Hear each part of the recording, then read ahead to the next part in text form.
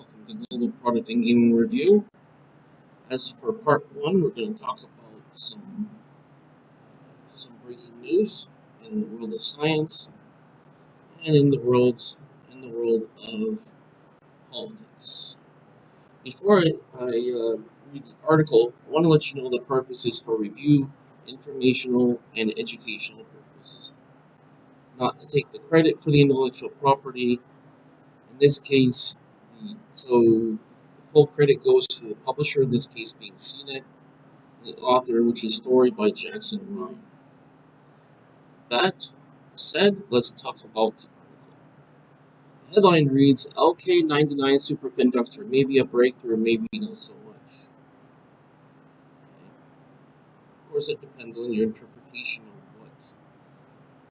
of how significant the breakthrough is. He says, maybe not so much. Well, open to interpretation. When South Korean scientists in late July reported a potential breakthrough in superconductors, their claims uncorked waves of both excitement and skepticism as researchers around the world rushed to replicate the experiments. Such a superconductor, working at room temperature and ambient pressure, is one of the holy grails of materials science. A development that dreamers suggest could maximize the efficiency of our energy grids and supercharge fusion energy production, speed up progress on quantum computers, or help usher in a new era of superfast transport. Right now, though, the story of the LK-99 superconductor is all about what's going on in the laboratories. On July 22, the physicists in South Korea uploaded 2 papers to AR, and it's capital X, lowercase IV, a repository for the preprint research, the kind that has yet to be reviewed and published in scientific journal. It is basically like uploading a final draft of your work. The researchers claim they've produced the first room temperature superconductor with a, quote, modified lead apatite. I think I'm misspelling there. It's just apatite structure. Doped with copper and dubbed LK-99. Part of the, quote, proof, unquote, the team provided was a video showing the compound levitating over a magnet, key characteristics of superconducting materials. The bold claim made a monumental splash with experts in the field. Quote, the chemicals are so cheap and are not hard to make, says Xiaodan Wang, materials scientist at the University of Wollongong in Australia. Quote, this is why it's like a nuclear bomb in the community, unquote. But what happened in the lab in South Korea is the very first step in figuring out whether the results truly have a practical implication for technology and its role in our lives. We need more data. There's more reason to be cautious. How superconductors work. A bona fide room temperature superconductor would be a big deal worthy of fanfare. Modern materials we use conduct electricity, like copper wiring, supplying energy to your home, are inefficient. As electrons bumble down the wire, they bump into the atoms of the materials, creating heat and causing energy to be lost. This is known as electrical resistance and sees up to 10% of electricity wasted as it travels through transmission lines to homes. Energy loss happens in our electronic devices as well. I should interject that this is actually a necessary part in a circuit, because if you have too much voltage or too much current, you basically fry the circuit. So basically resistance is to slow down the current flow. And also another thing is, so basically, as we just for a definition in terms, the current is a force that pushes potential, which is voltage through a circuit. Now, there's a couple things. Voltage is a physical thing. It's not just a concept. Okay. Current flow is the action in which electrons, in this case, if you want to use the term more precisely, electrons, or otherwise use the term as voltage, uh, is pushed through a circuit. So technically, having resistance is something that is useful because it does protect the circuit and the electronics that it's going through to power it. Basically, analogy is like this. It's like the human body needs blood to be pumped through, right? But you can't have so much blood or the blood can't be too thick, it can't be too thin, right? Or it can't have too much blood pressure, or even too little blood pressure from the heart, or whatever other parts of that is involved in the process. So that's actually to protect the circuit, okay, is this resistance. Just keep that in mind. But if wires and transmission lines are able to be made from a superconductive material, you would practically negate those losses. The electron from pairs as they travel through the material and don't bump into atoms so much, enabling them to flow freely. Superconductive materials already exist in various applications like MRI machines around the world. However, these require extremely low temperatures approaching absolute zero in around minus 459 degrees Fahrenheit, or extremely high pressure beyond 100,000 times the atmospheric pressure. Meanwhile, a superconducting magnetic levitation system is being built by Central Japan Railway to take passengers between Tokyo and Nagoya. The SCM maglev train uses rubber wheels to get the speeds of up to 93 miles per hour before the superconducting magnetic system takes over. It should also be able to reach speeds of 311 miles per hour. Now, I should note that they're building upon an already existing technology, which is the maglev train. What the maglev train is, and it's something that's been in development and been around since at least the early 2000s, or late 1990s, if I remember, because I actually saw and read about these trains that were already available, or either available or going to be available soon.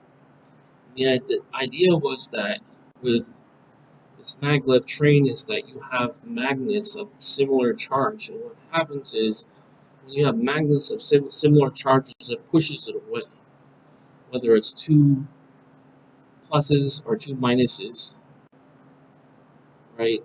Both of them will push it away. For it to actually go together and not be pushed away in opposite directions, you have to have magnets of opposite charge, meaning plus with a minus or minus with a plus. So actually, you already figured out how that would work even in the 90s or before. The thing about this is not so much the research and development as it is the implementation and being approved to be able to be used. And also, before all this, of course, not only on the R&D end, but also on the regulatory end, is having test runs and proving that this should actually be implemented. So some of it is justified where we're talking about something that proven that it's safe.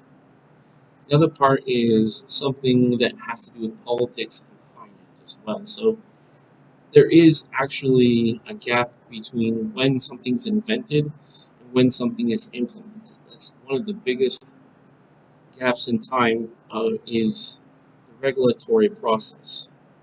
In other words, um, allowing it to be used in the public. Anyway, I didn't mention that as well. So basically, what they're doing is they're just improving upon what was already there.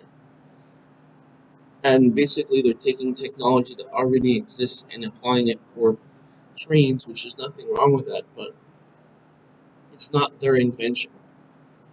The true invention is the invention of the actual material science of it.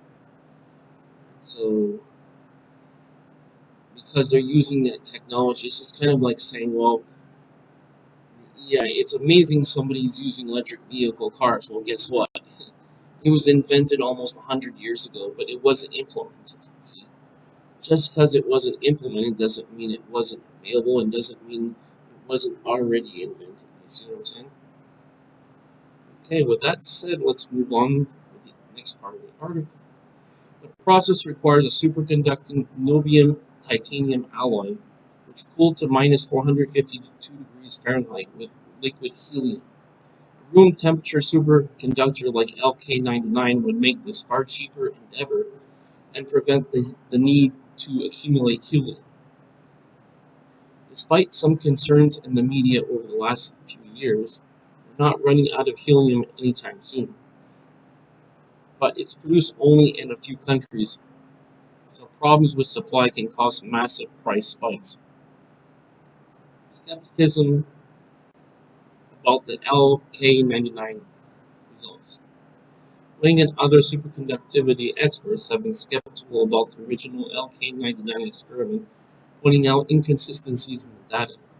He says the results shouldn't be hyped, quote, until more convincing experimental data are provided, unquote. Last weekend, his team at the University of Wollongong began working on replicating the results, but they've been having trouble with simple fabrication. In an interview with Science magazine, Michael Norman, a physicist at Argonne National Laboratory, was one. He said that the South Korean team, quote, comes off as real amateurs. Across X, the website formerly known as Twitter, LK-99 has been trending for days. It's officially crossed over in the meme territory. Everyone's talking about floaty rocks and generating some outlandish claims, with many noticing the abundance of uh, accounts quickly morphing from promoting AI investment to suddenly backing stocks in superconductors. The American Semiconductor Corporation shares have doubled since July 27. Even the CEO of ChatGPT maker OpenAI, Sam Altman, weighed in joking, quote, love those emails from recruiters asking for 2+ years experience with the IK-99. As you can see, there's a strategic timing to it, in addition to the regulatory process. The skepticism around the LK-99 was well founded. Over the years, many teams have claimed to discover room temperature semiconductors. Most of these claims have been able to withstand scientific scrutiny. For instance, in 2020, a team led by Ranga Dias, a physicist at University of Rochester in New York, published evidence of room temperature semiconductor in the prestigious journal Nature. The article was retracted in September 2022 after questions were raised regarding the manner in which the data in the paper processed and analyzed. The authors maintain the raw data provides strong support for their claims, but replication of their experiments haven't been achieved. What's next for LK-99? So what does LK-99 mean for you at this very moment? Probably not a lot. Unless you want to fall down a physics rabbit hole on X and get caught up in the moment. In the near future, maybe not a lot either. We're still in the very days of replicating the LK-99 experiments, but things aren't looking great. Two studies by separate research groups and posted on ARXIV on Monday weren't able to replicate the South Korean research. Some of the superconductivity behaviors of the material have been seen in very teeny samples by Chinese researchers.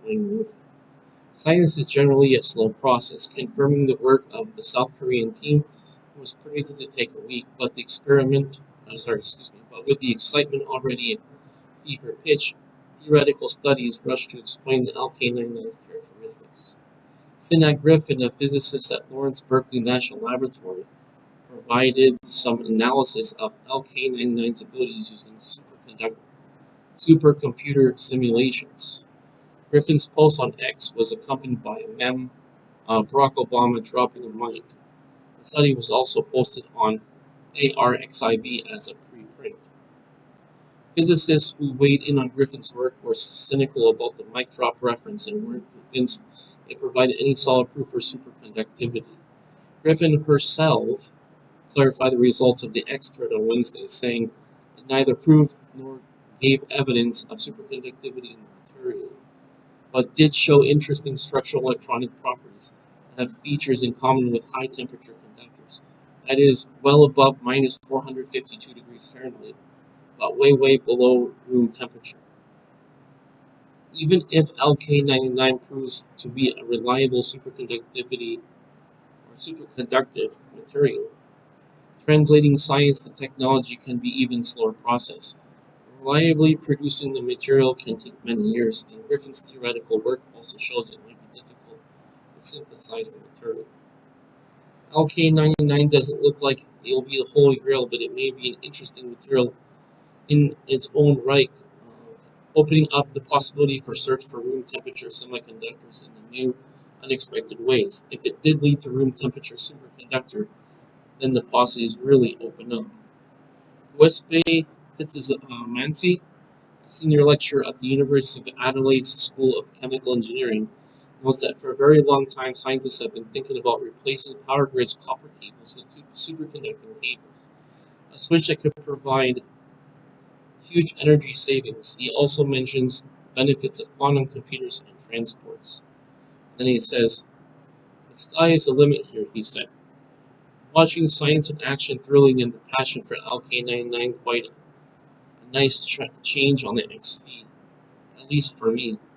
But science in action takes time and it shouldn't jump to conclusions about the world-changing ramifications of a potential superconducting material. So now we wait for the replicators to go to work. So it's okay in the beginning because there is a process. There are processes in the scientific process that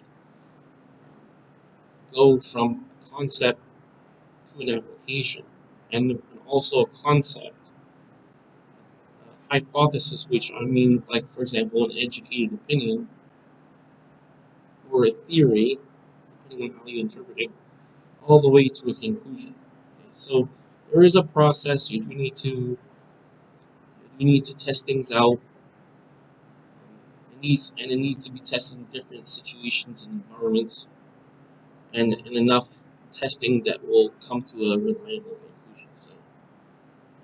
So stay tuned. Now let's talk about the second article here. Before I talk about the second article, I would like to let you know that the purpose of this review is for review, informational, and educational purposes. It is not to take the credit for the intellectual property. The credit goes to the publisher, in which case is Daily Mail, and the author, which is story by Kelly Locko, executive editor of politics for dailymail.com. Right? With that out of the way, the headline reads, exclusive. China is in our house, warns top Republicans after bust of an illegal Chinese-run lab in California revealed dangerous virus and mice experimentation. Here are some key points to take from this article. Number one, Senator Joni Ernst is warning that China is in our house and calling for, and Joni Ernst is calling for accountability. The lab was genetically engineering mice and experimenting with HIV, herpes, and malaria. Now, it's not that it's bad that they're doing that, it's the fact that it was unregulated and there was no oversight. And when you're dealing with things, so this is something called a biohazard. For biohazards, it's very dangerous. It has to be very strictly regulated and managed. Okay? And you need a framework in which to control what happens in and out of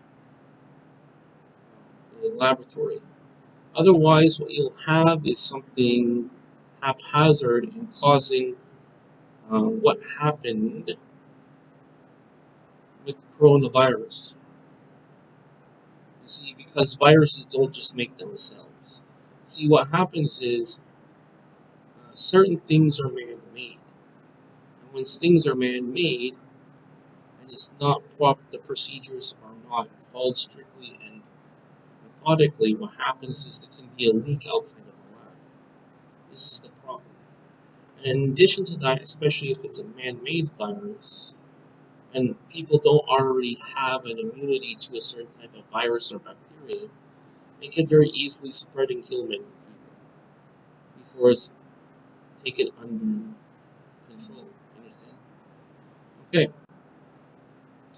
Also, the other thing to note is that in other countries, you can't just open up labs. You need to get permits and all these other things too. Understand? So it's a matter of public safety, is what it is. Especially because what they're dealing with is super dangerous. So anyway, Senator Joni Ernst is warning that China is in our house and calling for accountability after a warehouse in California turned out to be an illegal Chinese-run virus laboratory. Now, the very fact that it appeared to be a warehouse and not a bona fide laboratory is very suspicious and indicates that there's something sinister going on behind the scenes. Otherwise, you would just render yourself as a laboratory. Right? If everything you're doing is on the up and up and is up to standard, why wouldn't you just say, hey, I want a laboratory? This is the reason why, this is our procedures, and this is how we're going to comply with the laws. Okay, but they don't want to do that, so very suspicious. Indicates to me, and I guess I'm just going to speak for myself, and you can come to your own conclusions. It indicates to me that there's something malignant being planned. For whatever reason, that's what it indicates to me. But you can come to your own conclusion about that. Anyway, going forward, local and federal officials raided a lab in Red Lake, California, which genetically engineered mice and experimenting with HIV, herpes, and malaria. Now, by the way, those three things don't have cures, so that's extremely difficult. Okay, and extremely dangerous. Anytime you have something that doesn't have a cure for it and you're dealing with it, very dangerous stuff.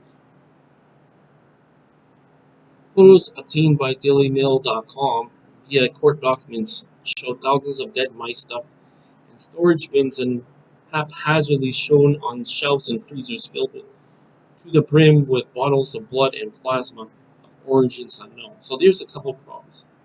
It's being mismanaged, it's dangerous, and there's no labeling. Now, if you might ask yourself, why would they do such a thing? More than likely, it's to save time and also to save money. You don't need to label things. You don't need the materials to label it, although it seems as if that would be a small cost. And then you don't need to take the extra time.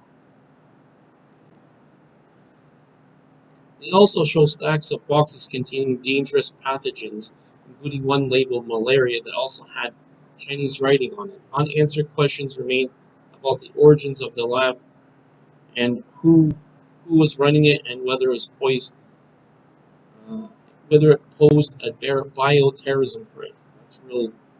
That's real concerning when they think this is a possibility of bioterrorism threat. Uh, yes, this is very irregular. It's not just, well, people have different styles or whatever. It's not regular. It's not normal. It's very dangerous. Ernst, uh, Ernst is a Republican from Iowa, is now calling for congressional action to ensure that this situation similar to Wuhan, China lab leak that sparked COVID-19 pandemic will never occur in a biolaboratory within the United States. Guess what this threatened? Something like that. The senator told DailyMail.com in an exclusive statement following the bombshell bust that China is not just in our backyard but in our house, illegally conducting risky research that poses serious public health concerns. And in this picture, when I click on the picture, it's showing blood and plasma from unidentified sources were also found in some of the several freezers on the premises. Okay, now, I'm not saying it was a complete failure, complete negligence on their part, but certainly some of it was. And you can see from the outside about it, it looks shabby. It doesn't even look like it's a laboratory. I'm not even sure what that is. So that's quite strange. Local and federal, and here's the caption. Local and federal officials raided the unassuming warehouse in Reed Lane, home to just over 25,000 residents, where they discovered a lab of horrors with suspicious links to China. So, I don't want to jump to too many conclusions about that, but when someone's running something that is totally, it's one thing you run a laboratory, everything is run the way it's supposed to in terms of safety and accountability.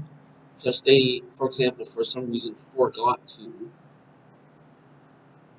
register this, but the fact that they don't even know who is operating, who's the running it, is also quite concerning.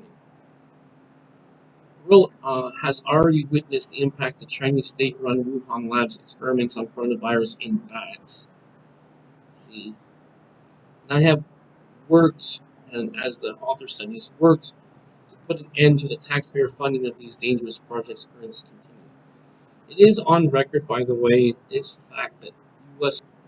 was funding the Wuhan lab, the research there, which is quite bad because you can't really guarantee oversight because, well, first of all, they could deny you from coming into the country. And number two, because you're not there, you don't have people in oversight there. And then the government's running it, even though it's being funded by, I believe, the U.S. government, if I read that news right. That's extremely suspicious and concerning as well. It said, we cannot allow what happened to Wuhan on our own shores. There must be accountability. FBI Director Christopher Wray confirmed that a leak from a laboratory in the central Chinese city of Wuhan likely caused the COVID pandemic. The FBI, quote, the FBI has quite some time now assessed the origins of the pandemic, are most likely a potential lab incident in Wuhan, Wray told Fox News in February. China has denied this, saying Wray's assessment has, quote, no credibility whatsoever. So who's running the labs then? How come there's not oversight? See, it's what I've said before many times. If you want to put down concerns or any conspiracy theories of any kind, what you do is you have complete transparency. Because once there's complete transparency, nobody can argue what is and isn't because they can see for themselves. But the very fact that they're trying to hide things and they won't take accountability means they'll be even less credible when it comes to the international community. See? So everything happens for a reason. So basically, if you have a situation where people don't want to live there anymore, people don't want to have businesses anymore, people don't want to invest there, less increasingly want to not want to invest, meaning the investment they invest in the country, the amount of investment in the country is actually declining, indicates that they don't have confidence by definition. Whether, and I mean, even in economic terms, you look at that, is this retail data as in terms of, okay, they spend X amount of money, and the X amount of money is an indicator of confidence in something. Well, they're not confident in it because they're not producing. I mean, they don't have the credibility to do what they do. Now, Ernst introduced Accountability in Foreign Animal Research, AFARD Act of 2023, which bans U.S. taxpayer dollars from going to China to fund animal experiments and research. She had slammed President Biden's National Institute of Health, which renewed a $2 million taxpayer-funded grant to the Eco Health Alliance to research the bat coronaviruses. So the way it works is the government doesn't directly fund it. They fund a company that will run it or will invest in it. So they put layers in between. So that way they are not held as accountable when things do happen. The grant was terminated under the Trump administration. It was revealed that NIH funneled U.S. taxpayer dollars through EcoHealth to the Wuhan Institute of Virology, which conducts the risky gain-of-function research, the intentional alteration of viruses to make them more infectious or deadly. See, this is a man-made thing. This is not naturally occurring. So whenever you try to alter the natural operation of an organism, as in they are made, they are they are born a certain way.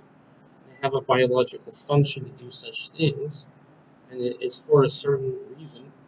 And the proof is based upon the operation of it. Whether just like a car, right? You have to have certain parts that has to work a certain way. If it doesn't work a certain way, then the car doesn't work. So it's the same thing with that. What they're trying to do is they're trying to alter how these organisms work, and under the guise that they're somehow improving something.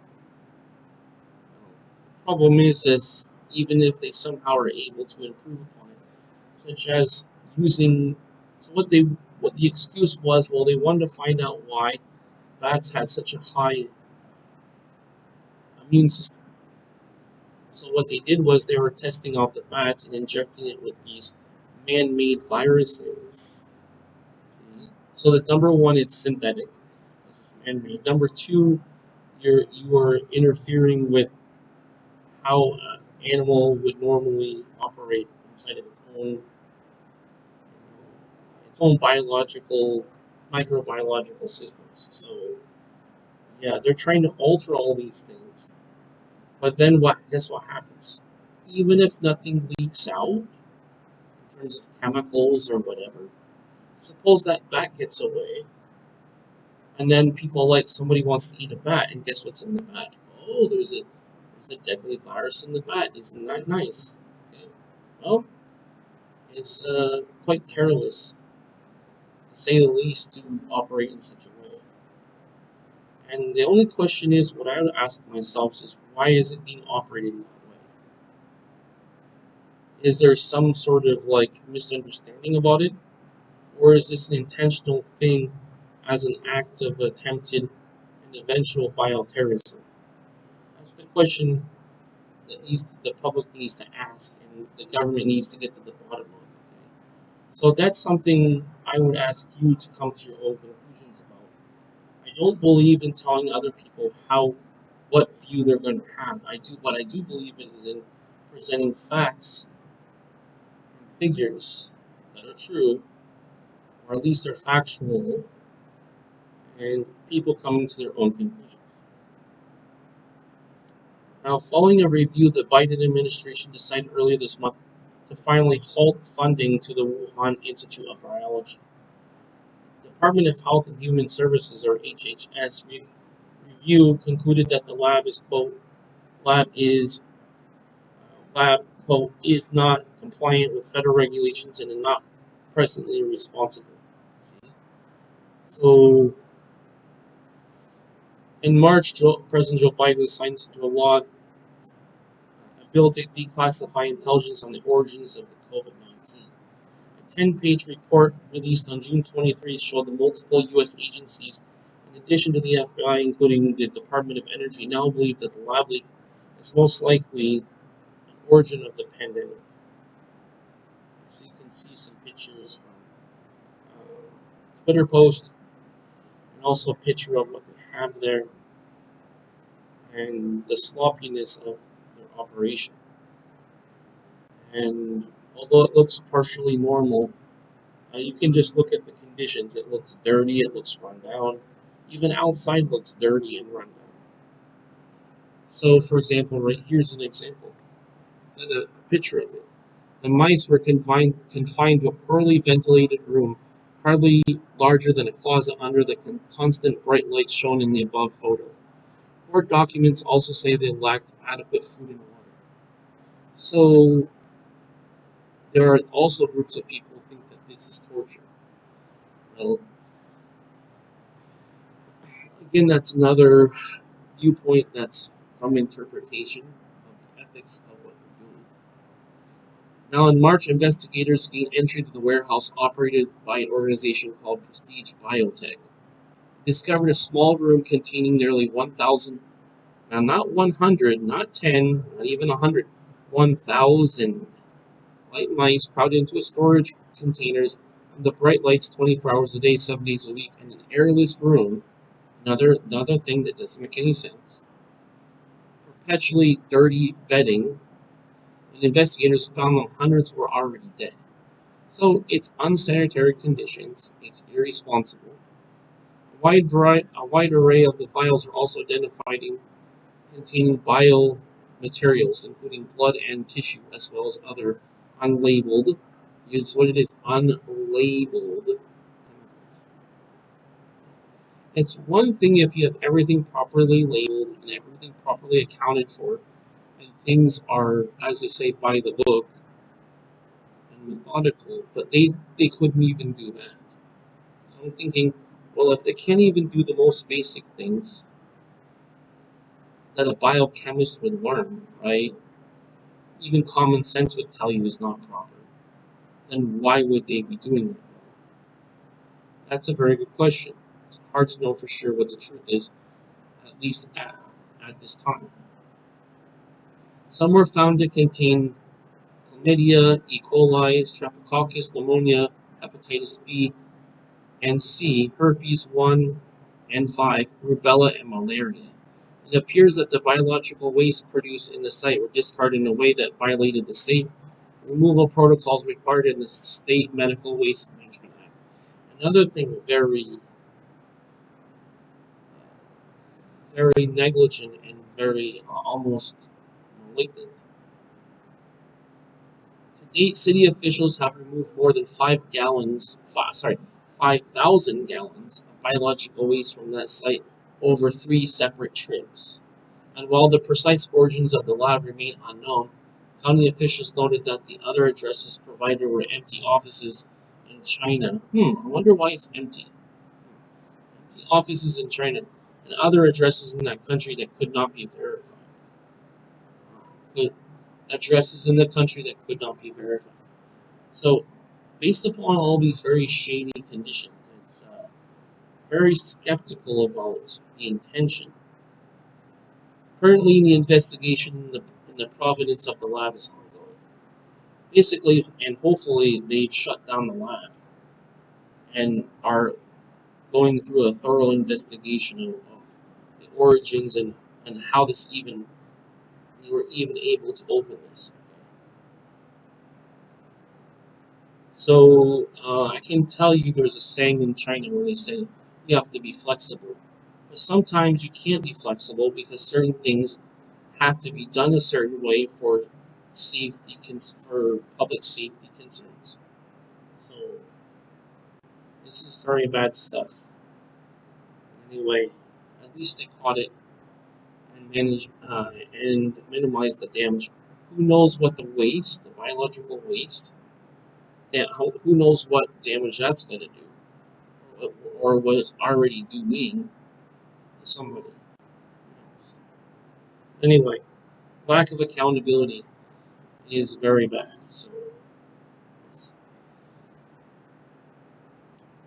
So I'd like to thank you for watching this video. This video, although it is factual, has the undertones of being something that is provocative and possibly controversial. However, facts are facts. So facts are just an objective thing, neither good nor bad. Just it is what it is. Meaning you can't say, well, that's bad. I don't like what you have to say. Well, if it's a fact, it's a fact. For example, if I say 2 plus 2 is 4, well, I don't like the fact that 2 plus 2 is 4. Well, 2 plus 2 is 4 no matter if you like it or you don't like it. It's just a fact. So people who don't like these things are people who are honestly evil people who don't want the truth to be put out there and definitely have malignant intentions. So that's what it is.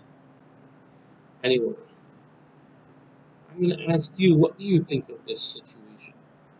What do you think the government should do? What is your theory on the matter?